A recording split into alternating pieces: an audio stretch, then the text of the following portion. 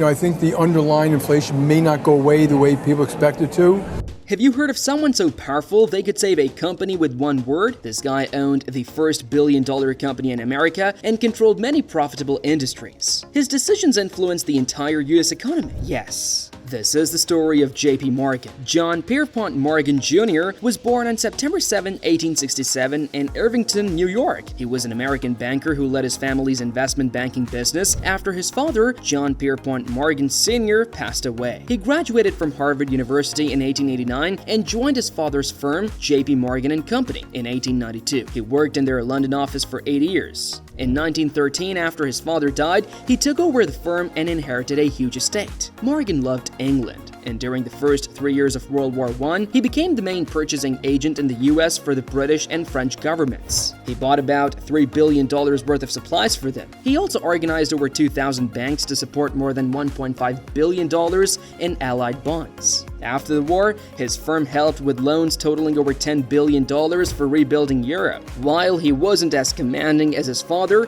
J.P. Morgan Jr. was still the most important American banker of his time. Did his railroad investment transform industrial control? In 1871, he saw a great opportunity to partner with Anthony Drexel, a top banker. Together, they founded Drexel Morgan & Co., later known as J.P. Morgan & Co. This became his lifelong company, now recognized as J.P. Morgan Chase. At the start of his career, he connected wealthy investors with innovative thinkers, making profits from these partnerships. He amassed a large personal fortune and gained a strong reputation. His initial major investment was in the American railroad system. Unlike industries like steel controlled by Carnegie or oil by Rockefeller, railroads weren't decentralized. They weren't dominated by a single person. Instead, they operated quite differently. Well, there were many competing railroad companies offering similar routes and cutting prices to attract customers. While others saw fierce competition, he saw an opportunity. He believed the solution was to combine these companies rather than letting them fight each other. He understood that bigger businesses could benefit from economies of scale. His goal was to turn many small companies into one large unified company. This was, instead of competing and lowering prices, they could control prices since they owned all the nearby railroads. He invested heavily in multiple railroads, taking over and financing struggling companies. He streamlined their management and operations, merging them into one dominant player. This allowed him to eliminate competitors, which he could then take over as well. This strategy was so effective that it was named after him, known as Morganization. He didn't just buy shares to earn money, he wanted to control and make decisions. He used his powerful positions on boards of directors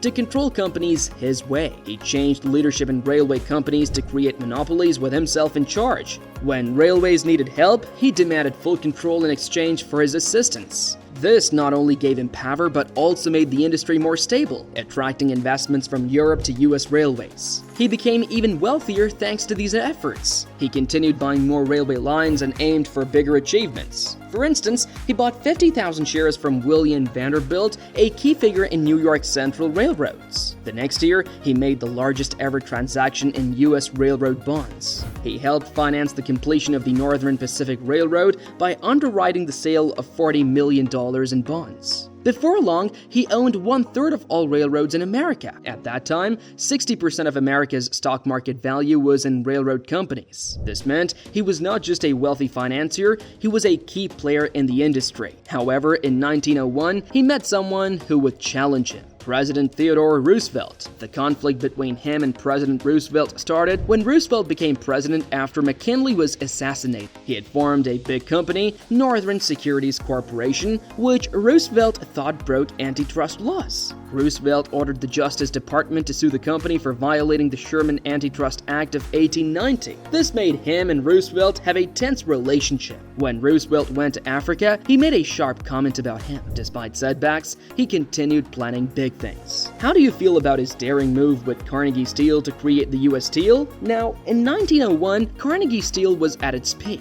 It dominated the steel industry and was one of the most valuable companies in the country. Despite making $40 million a year, Carnegie Carnegie wanted to retire and sell his company. That's where he came in. He basically told Carnegie to name his price, and Carnegie asked for $480 million, which would be the biggest business deal in history. He agreed on the spot and later admitted he would have paid $100 million more. He made this landmark purchase in 1901, but it was just the start of his ambitious plan. He merged Carnegie Steel with the Federal Steel Company and a few other businesses to form U.S. Steel. The world's first billion-dollar corporation had a market cap of $1.4 billion. To put that in perspective, all the manufacturing in the country was worth a combined $9 billion.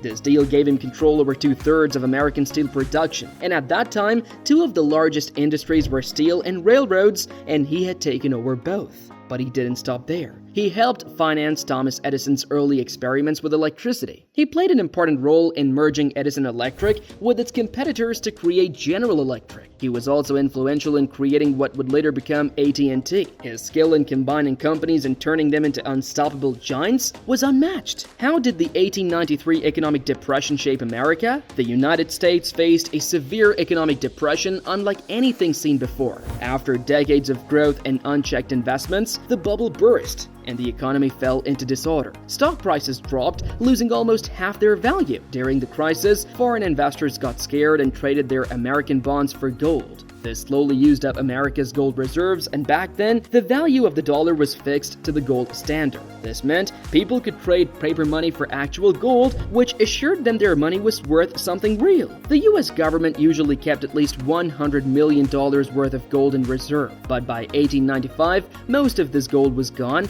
causing the dollar's value to drop sharply. With only $9 million in gold left, the government was at risk of not being able to pay back loans. This made investors panic, and they started pulling their money out of the US, making the situation worse. At that time, America didn't have a central bank to help handle such crises, making things very serious. President Cleveland understood this was a critical moment that could change America's future. Selling more bonds to the public wouldn't solve the problem fast enough. He knew quick action was needed, so he went to Washington to meet with the president and present his plan. His plan was the Gold Syndicate, a group of top bankers who joined with foreign investors to boost America's gold reserves. They agreed to buy $65 million in bonds using 3.5 billion ounces of gold. Thanks to an old law from the Civil War, President Cleveland could approve the deal immediately without waiting for Congress. But this wasn't the only time he played a crucial role in stabilizing America's economy. In 1907, another severe financial crisis hit the country. Many banks were close to failing, and people lined up to withdraw their money. President Roosevelt, despite his differences with him, understood the seriousness of the situation. They agreed that it was best for the government and big businesses to work together to prevent disaster. Roosevelt called on JP Morgan to help save the day once more. What do you think of his way of keeping the economy steady during tough times? Once again, his plan was to put money where it was most needed. He gathered top bankers and leaders from the country's biggest banks and trusts in his private library on Madison Avenue. They met to figure out the best way forward.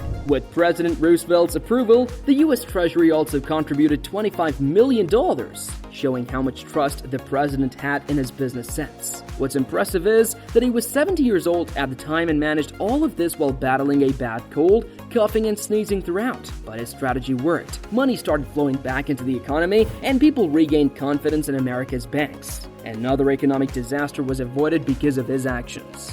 Yet, while he was briefly seen as a hero again, people soon realized how much they relied on one man. He faced a lot of attention because people were worried about powerful business leaders having too much control. He had to appear before the Bureau Committee, which was looking into Wall Street's power and how it affected the economy. JP Morgan left a big mark on business and the economy. His smart moves shaped American industry, leaving a legacy that still affects how we think about wealth and power today. What are your thoughts on this topic? If you found this helpful, show your support with a thumbs up and subscribe for more insights. Until next time, take care and keep exploring.